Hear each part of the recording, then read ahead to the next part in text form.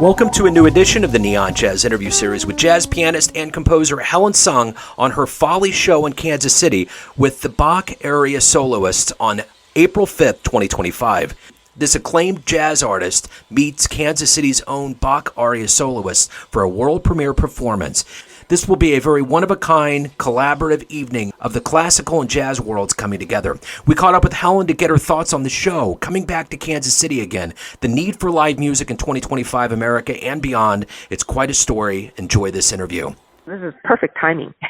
Okay, excellent. Well, Helen, it's so great to catch up with you. I'm so happy that you're coming to Kansas City, so thank you for taking a minute out. Oh, thank you for wanting to, talk about this show. I really appreciate it. Yeah, you bet. So talk to me a little bit about the configuration. This is kind of a unique jazz show, kind of meeting classical. Give me kind of an abstract of what you're going to present in Kansas City this Saturday on the 5th. Okay, yes. Well, I would say it's Bach Aria Soloists. They are a wonderful classical ensemble with violin, cello, voice, and harpsichord. And they reached out wanting me to write a new piece for them. And they know about my classical background, so how can I incorporate this very unique sound that I've never written for, this combination? And it's been such an incredible adventure, like harpsichord. Because, I've dabbled in harpsichord, but it's such a, it has such a vibe. And then how does piano, it's like truly David and Goliath type of situation. How does that work? And then, to me, it's such a classical configuration. So to bring that into the jazz world, but also get to explore and talk about and delve into my own classical background. That was like a real amazing journey into just roots for me, because these days I would say I don't really get to do that much classical, but I'm just so excited that there's a group like them that are open to that, and really it's going to be a really fun concert. There's a lot of variety besides my piece. There's going to be some jazz standards sung by the vocalist and some arrangements of pieces that I've played in the past. So I'm really excited about this weekend. So going back into that classical world, which is part of your roots, how much does going and melding the world of jazz and classical together, how much does that help you in your growth as a musician as you move forward, looking at other material, and just overall as a musician? What does that do for your mentality?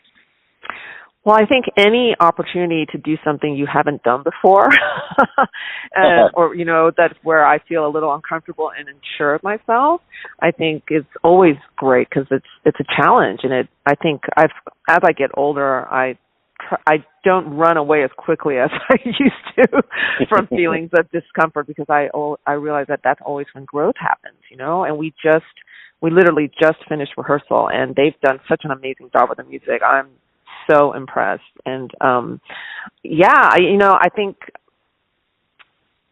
classical is such a huge part of my background. I played the piano and violin growing up, and that sound really informs just how I hear when I write. But to get a chance to perform in something like this is definitely unusual for me, because I love my basses. I love my bass and drums as much as anybody else, but it's so interesting because the harpsichord has a really percussive quality to it that I'm making use of that.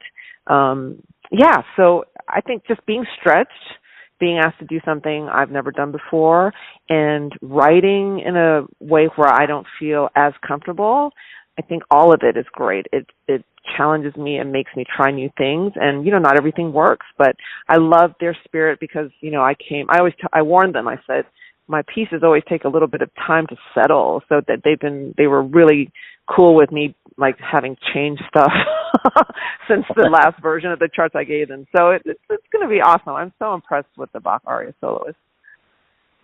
So we've had a couple of interviews and delved into your world and specific projects, but this is kind of special since we're here in Kansas City and you're coming to Kansas City. Have you had history here playing before? Oh yeah, I love Kansas City. I've done a lot of gigs at the American Jazz Museum and in the Blue Room, and also did some work at UMKC for Bobby Watson when he was teaching there, and yeah, I did something at it's in Lawrence, I'm sorry, I'm gonna mess this up. It's Lawrence, Kansas. Is that University of Kansas or Yes, that's Kansas it. You're University? perfect. Yeah, you got it. So and I'm originally from Texas, so I always love a state with good barbecue. So the challenge is Gates or Fiorello Stack, but I heard there's a new one in town. But I just what's it called? Joe's something weird. It's done deal. Gerald Dunn opened up a barbecue place in Grandview, which is about 20. Yeah, and it's a mix of Texas and Kansas City. It's really unique. It's what? Wonderful. It's Gerald's? Oh my God! Is he still at the Blue Room or no? Yeah.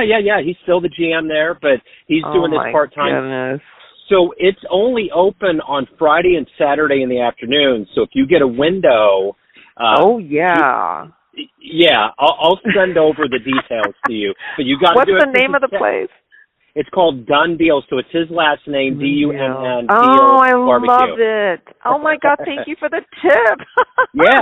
Yeah. So it'll be good. So the one thing that's unique about, coming to Kansas City and doing this is that we're always so excited to get Major League Jazz in town. What does this specific show with this classic configuration, doing it at the historic Folly, what does this mean for you to be on the road doing music live?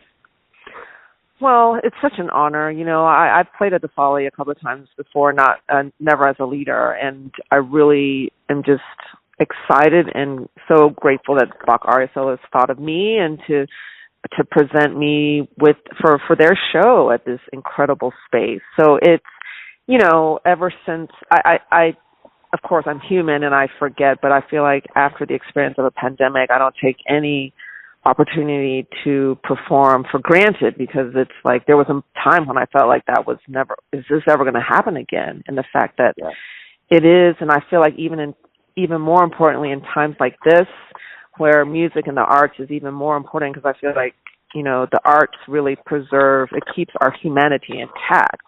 And music is so special that I had this really interesting experience where I was the artist in residence at the Zuckerman Institute, which is Columbia University's flagship neuroscience research place, and just learning about the brain and how amazing the human brain is, and just how music engages our brains like few other things. So, and I just feel like music keeps us integrated within, and it also keeps us connected to everyone around us.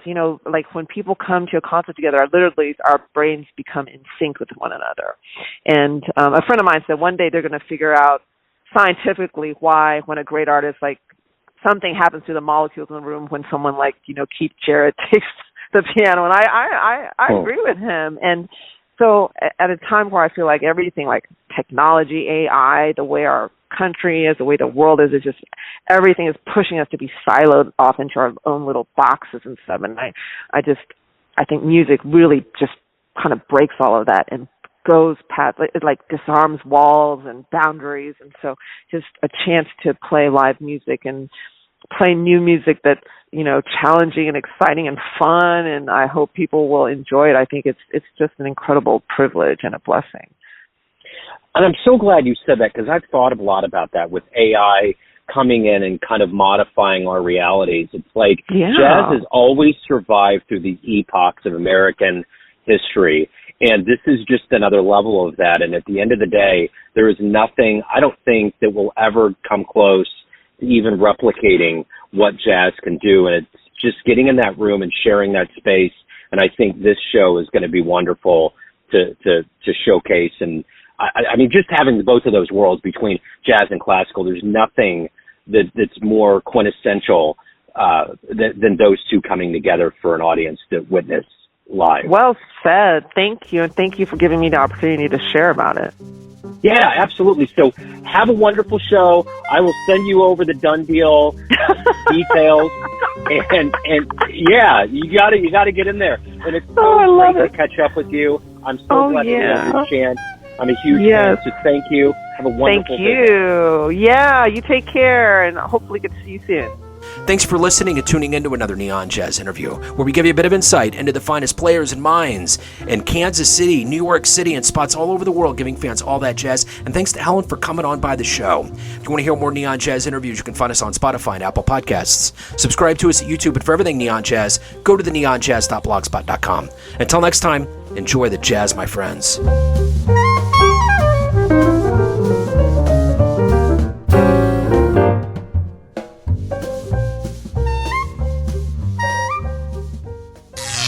Neon Jazz. Hello, friends. Joe Domino here. I just wanted to let you know that after 30 years or so, I have finally released my first book of poetry through the mighty Spartan Press here in Kansas City, Missouri. As the creator and host of both Neon Jazz Radio and the Famous Interviews with Joe Domino podcast, along with being a visual artist, I'm ready to embark on a new adventure and want you to be a part of it. You can get a copy online via Barnes & Noble, Amazon, and actually on the streets in Kansas City at the great Prospero's bookstore off 39th Street. You can also visit joedomino.com for links to the book, to more poetry, and everything in my world, including paintings. Thanks for all of the love and support over the years, and please dig the words.